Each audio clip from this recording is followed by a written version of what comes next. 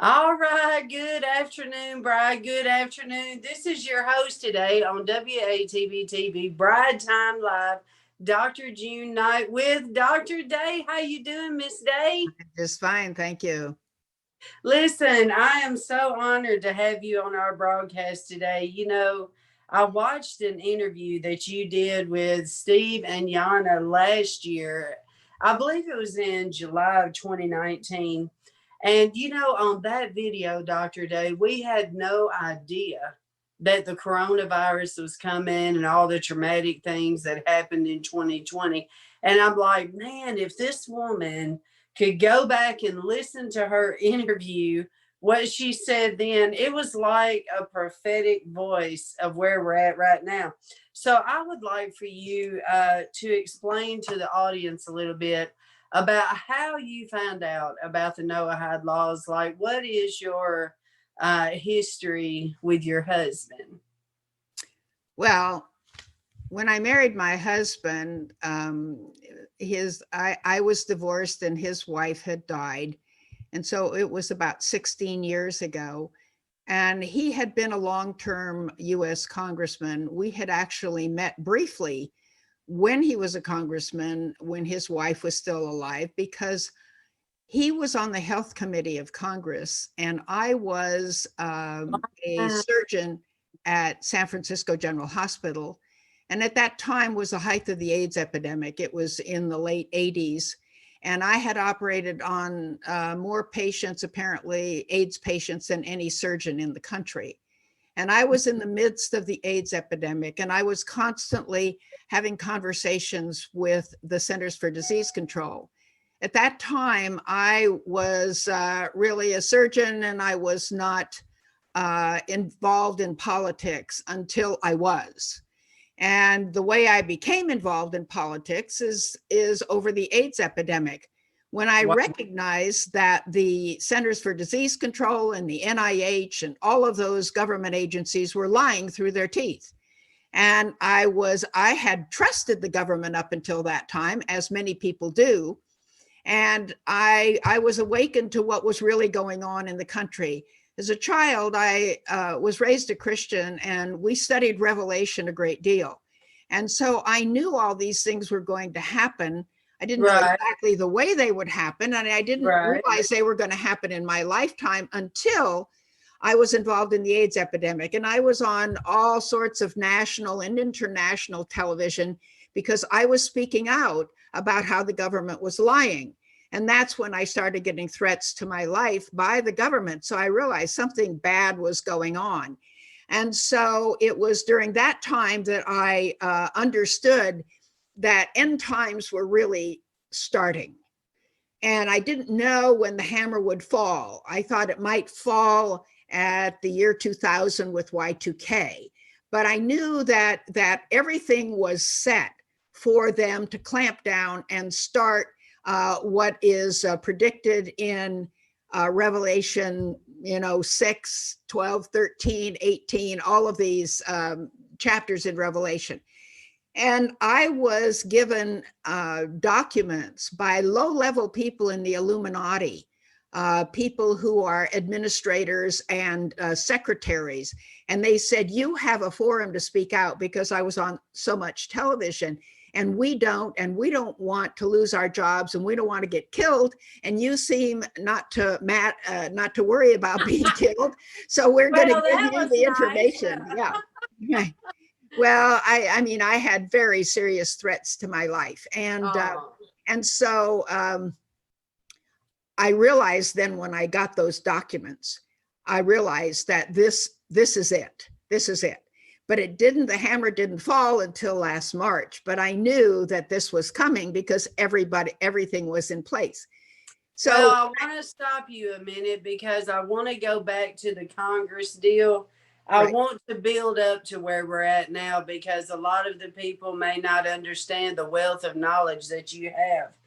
Okay, so your husband was on Capitol Hill whenever this law was passed or whatever. That's correct. And he did not understand that it had been passed until I told him, because he was in the dark as well.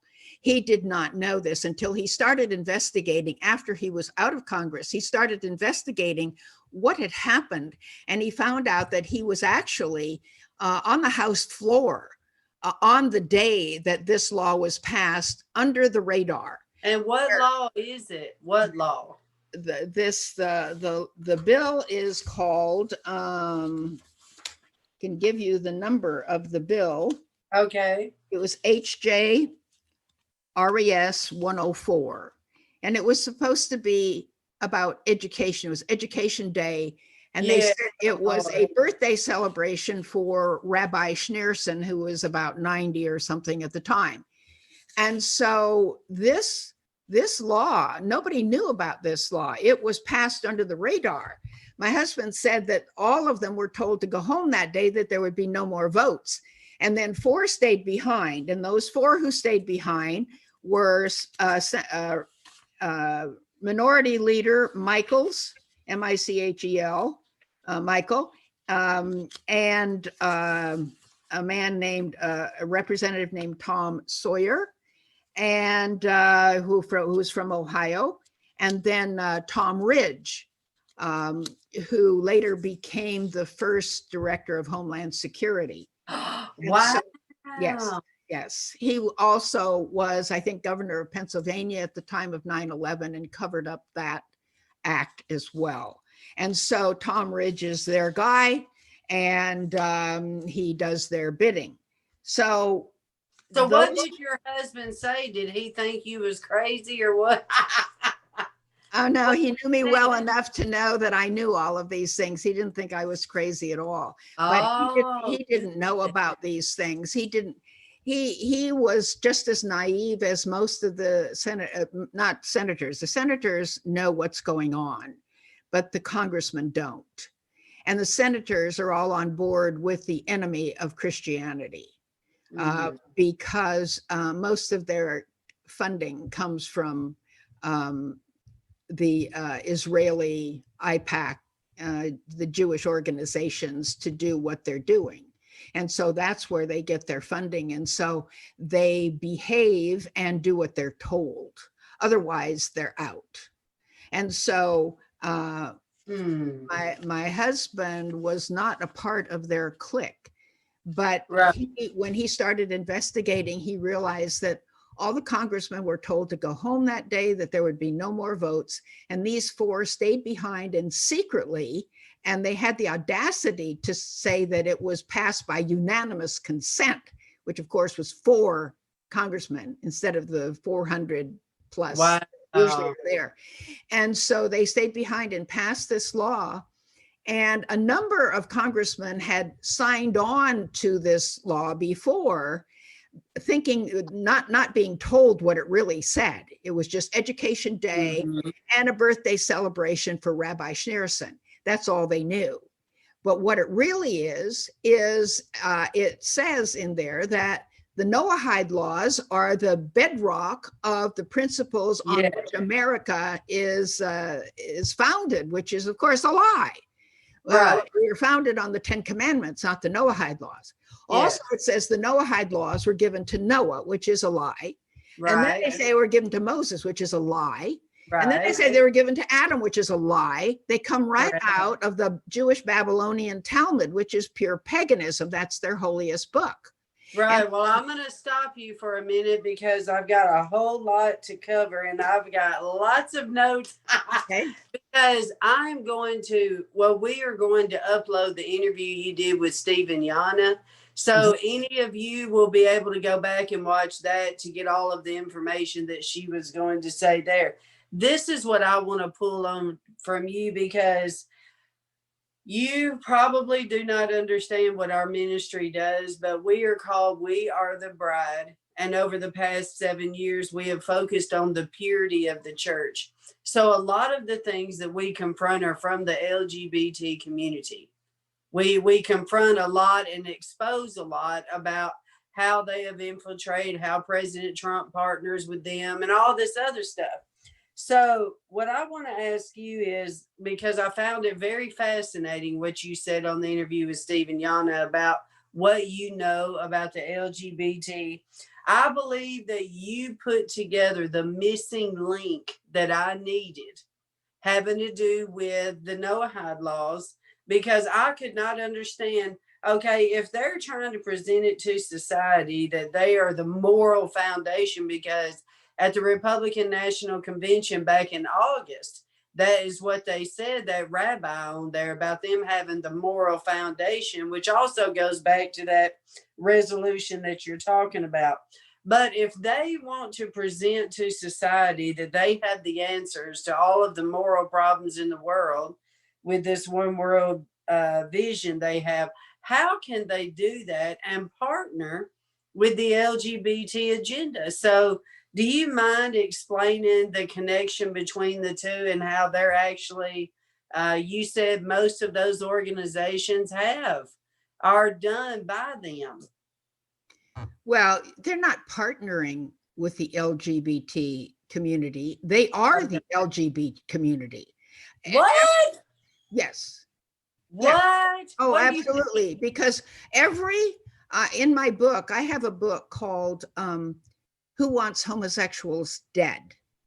And I know that's a very controversial title, Yeah. but what I show is that everybody who promotes homosexuality wants them dead because it's such a self-destructive lifestyle. I know. Right. It doesn't make sense. That's right. Because again, the Talmud, which is the holiest book of Judaism, is pagan sexual debauchery, mysticism. That's what it is. Wow. That's why, yes, the Talmud, the Judaism does not go by the Old Testament, ever. In fact, they say that they shouldn't even read the Old Testament. Sometimes they'll take Old Testament scrolls and put them over their head and traipse them through the synagogue as an icon, but they don't read them. They don't live by them. They live by the Talmud, which is the Babylonian Talmud, which is sexual debauchery and filth. Yes, my son exposed that yesterday, how they can have sex with 3-year-olds and younger. Right. And yeah. so homosexuality is condoned in the Talmud. It's condoned. It doesn't make any sense. Well, why doesn't it make any sense? It's paganism. No, I know that. No, I know what you're saying. I'm saying the image that they're trying to put out about their morals, but yet they're going to partner. You do understand that it says in the Talmud that they can lie to Gentiles and God approves. Yes. So then they can say whatever they want. The same as say they're the high moral ground when it's just filth. The Talmud is the written down oral traditions of the Pharisees that Jesus rebuked so strongly when he said to the Pharisees, by your oral traditions, you make the word of God of no effect. This is what it is. So nobody should really be surprised when it's actual sexual debauchery and filth and murder and stealing and lying, because that's what paganism is. It's run by Satan. Yes. Well, one other thing I want to point out about it is, okay, I just came out of the New Apostolic Reformation, the NAR. So I just wrote 4 books exposing all of their agenda and etc. But in that religion, they partner with Israel. They partner with this whole agenda over there with the NOahide laws. Well, I would tell people back then, do you not think it's funny that, not funny, but odd that Israel has the highest number of homosexuals? That their Tel Aviv city is the highest population for it. It's the actual capital of the entire world. Do you think God is going to bless that? And why do the evangelicals today, because we deal with the president all the time and we see how their connection is with him, why do you think that they partner with that? Because they're deceived. They're deceived by the Schofield Bible. Schofield Bible was funded by Samuel Untermeyer, a Jew, and it was specifically written to deceive Christians. Specifically written to deceive Christians, to make them think that the Jews are God's chosen people. Now, this is a whole other rabbit trail we can go down at some time. The word Jew is not even in the Bible. Yes, I heard you say that. The word Gentile is not in the Bible. Okay? God, there are only two groups that God cares about, and those are those who are for him and those who are against him. All right? Okay. He doesn't care about your ethnicity. That's an accident of birth. You can't do anything about your ethnicity. Right. So the Israelites were Christians. They were not Jews. Let me just go back. Abraham, the Bible says Abraham was a Hebrew. Everybody thinks that means Jew. It doesn't mean Jew. It means to cross over. If you look at Strong's Concordance and you look at the word Hebrew and you look at its root, it says it means to cross over or to pass over. And God says in Joshua that God called Abraham out of Ur the Chaldees, which is Babylon, to cross over the flood meaning the Euphrates River, which was the great dividing line between Babylon and Canaan. He called him to cross over the flood, and he called him to cross over from paganism to worshiping the true God, because his family worshiped idols over in Babylon. So God called Abraham to cross over in two ways: cross over the Euphrates River to come to Canaan, and to cross over from being a pagan to being a worshiper of the true God. And that is what the word Hebrew means. It doesn't mean your genes change to become a Jew. All right? So Hebrew does not mean Jew. Hebrew was the word that was used to describe a worshiper of the true God looking forward to Christ the Messiah, who came in Abraham's lineage. All right? And it says that in Galatians, if you are Christ, you are Abraham's heir, an heir to the promises. All right, that's in Galatians. What about when Israel, when he had the 12 tribes of Israel? Let's go to that. Okay, now we've got Abraham. See, Hebrew is the word that is used for a Christian before Christ was born. Because Christ wasn't born. You couldn't call them Christians because Christ hadn't been born yet. They didn't know who would be the Messiah. All right. Okay. So they were Hebrews until they had the temple in Jerusalem. And the true worshipers of God worshiped at the temple in Jerusalem by bringing their sacrifices there. They were all looking forward to Christ the Messiah. And so they were then called Judeans because they worshiped the true God in the temple in Jerusalem, in Judea. So they were called Judeans. The word is always Judeans. You have to recognize that the authors of the Bible were inspired by God. The translators were hired by man. Right, but what about like Paul? Because I can see a lot of the people on chat. What about with Paul when it says, when he says, Jew first and then Gentile, and then no. The word is never Jew. The word is never Jew. The word is always Judean, and the word is never Gentile. It is always nations or pagan or heathen. And the Bible describes what nations are: those who know not God. The Bible defines what the nations are: those who know not God. The word Gentiles is not in the original manuscripts at all, nor is the word Jew. It is the translators who have gotten into the Bible and changed the words Judean and nations, which meant worshipers of the true God versus worshipers of idols. And they've changed it from being a form of worship to being an ethnicity as Jews and Gentiles. The word Gentiles never appears in the Bible in the original manuscripts, ever, nor does the word Jew. Well, I can't, I don't have any knowledge really about. Well, I can tell you where you can find this. I mean, we are in our generation, we are so fortunate because in 1985, they came out with the interlinear Bible, which has the Hebrew in the Old Testament and the Greek in the New Testament, with which the English words underneath. And then we have Strong's Concordance. Now, the problem with Strong's Concordance is they admit that they translate the words as the King James Bible does. All right. All of the translations are wrong. Now you say, well, how could they all be wrong? Do you think that Satan is not going to be the ultimate deceiver? What God has preserved his word, but he's preserved it in the original Hebrew and Greek. And you say, well, I don't read Hebrew and Greek. Well, I don't either. But in my book, I have a book called Who Rewrote the Bible, which took me 12 years to write. And I show you from the interlinear Bible, I have copied certain passages from the interlinear Bible to show you how they have changed the Bible. And in our era, we are so fortunate to be able to have that information. So there are no words Jew or Gentile in the original manuscripts in the Hebrew or Greek, or even in the English translations of the Hebrew and Greek in the interlinear Bible. Well, let me ask you this.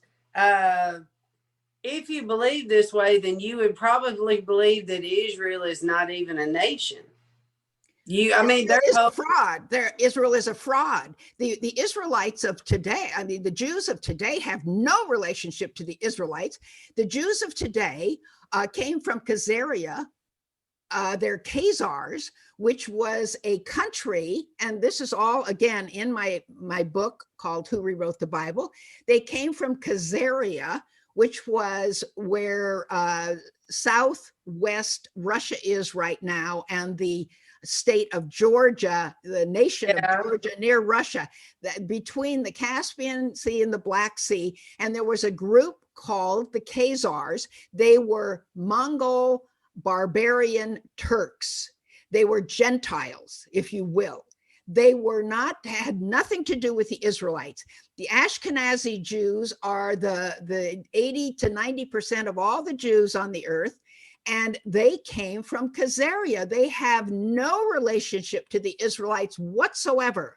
The other group are Sephardic Jews, and they came from Spain, not Israel. The Jews had to get into the Bible to change the word Judean to Jew, and then they said, "Oh, we are the offspring of the Israelites, so we get to have that area," which they want because God put the Garden of Eden at the center crossroads of the then known world. To the west is Europe, to the east is Asia, and to the south is the continent of Africa. So God wanted the true Israel of thousands of years ago to be there. So when anybody would be traveling through, they would go through that area, and the true Israelites could tell them that the Messiah had come.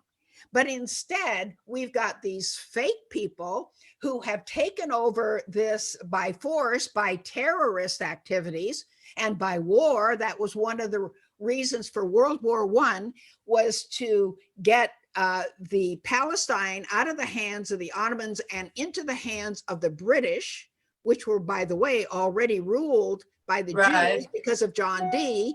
And then Second World War was to get Israel, not only to destroy the Germans, because they were the last Christian non-communist country in Europe. And so they wanted to get the Palestine, the area of Palestine, from Britain into the hands of today's Jews. The Israelites of today have nothing to do with, I mean, the Jews of today have nothing to do with the Israelites of the Bible. Zero. You know what? Whenever I was studying the UN, I went to the UN with the president last year, and I recorded him.